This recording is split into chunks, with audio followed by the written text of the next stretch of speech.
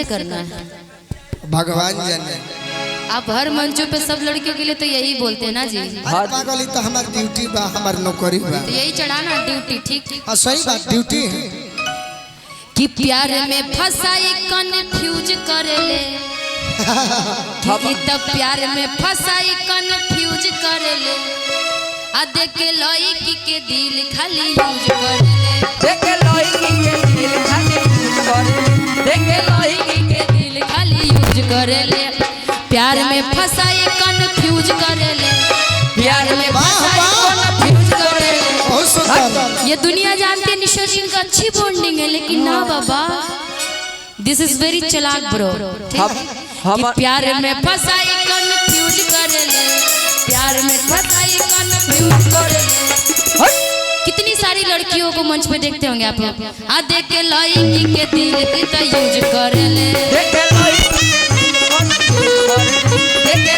के दिल वाली यूज करेले। काहे यूज करते हैं जानती हो? काहे हम जानते हैं। काहे सटल बाड़ी सलूटे खाती करेंसी राजा जी, सटल बाड़ी सलूटे खाती करेंसी राजा जी। इमरजेंसी में आई है काम बीबी लाइसेंस राजा जी, इमरजेंसी में आई है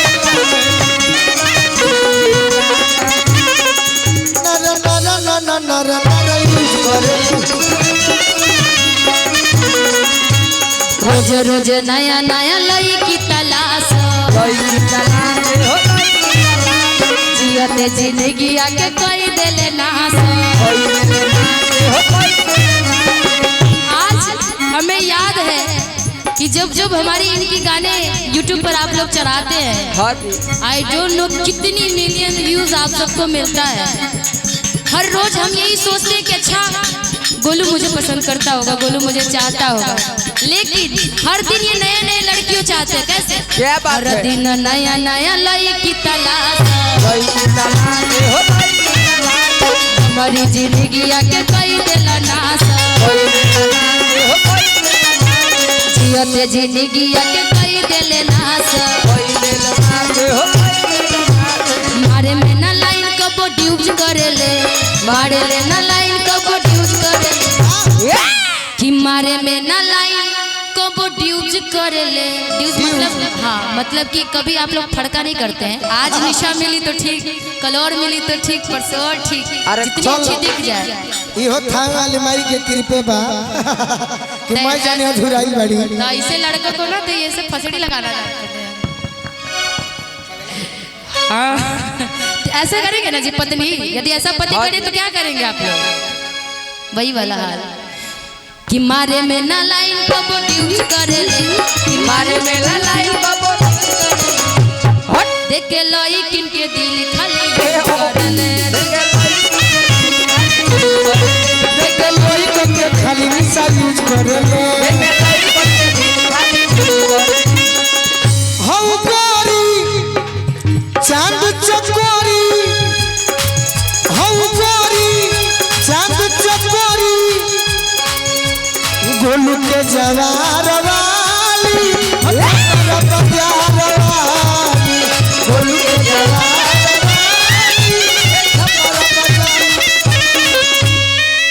हऊ गोरी चांद चकोरी, हऊ गोरी चांद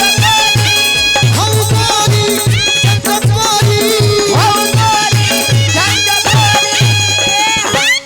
गोलू के जवार वाली, छपर बाजार वाली, गोलू के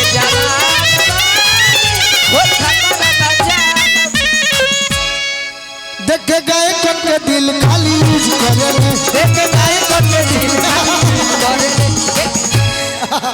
हम लइकन ना कह गायकन को,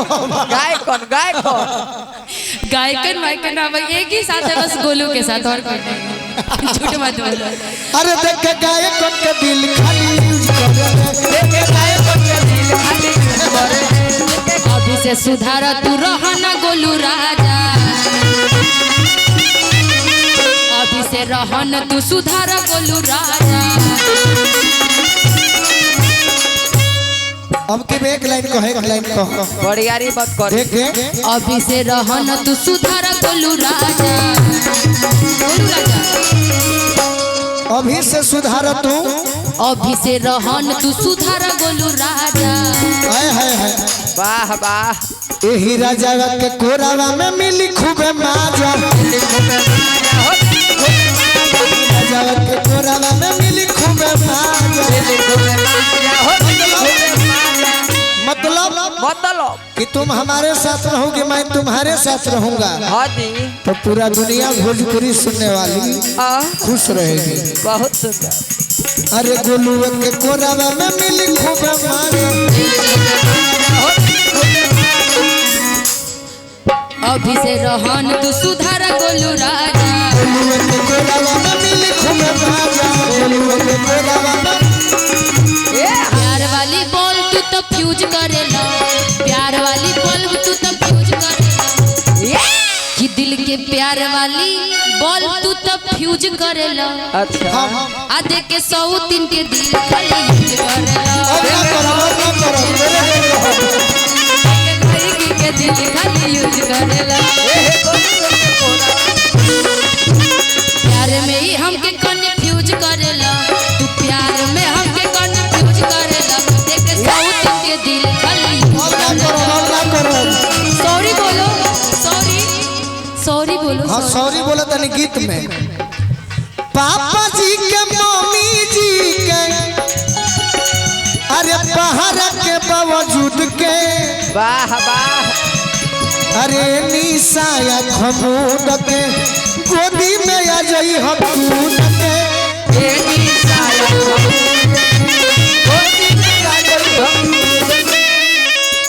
तहरा लाल लाल उठवा से मोध चुएला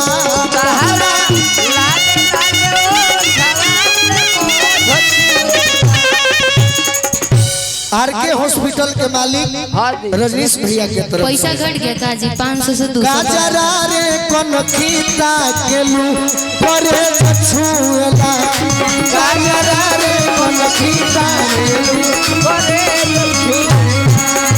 गाजरा रे कोन खीता के लू परे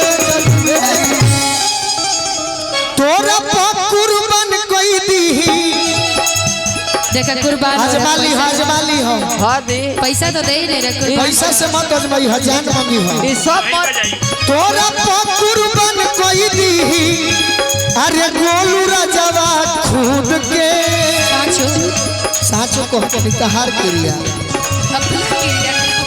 अपन क्रिया हम जल्दी अरे निशाया खमूद के कोरा में आ जाई हम खुद के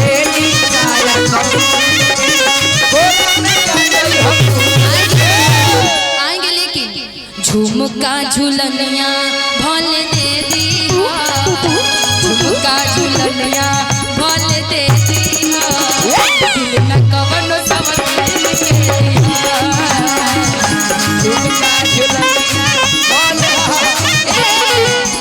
इन्होंने बोला गायक के लिए ना तो मेरे पास भी एक शब्द है। स्टेज पक्के पतिया याद कली हो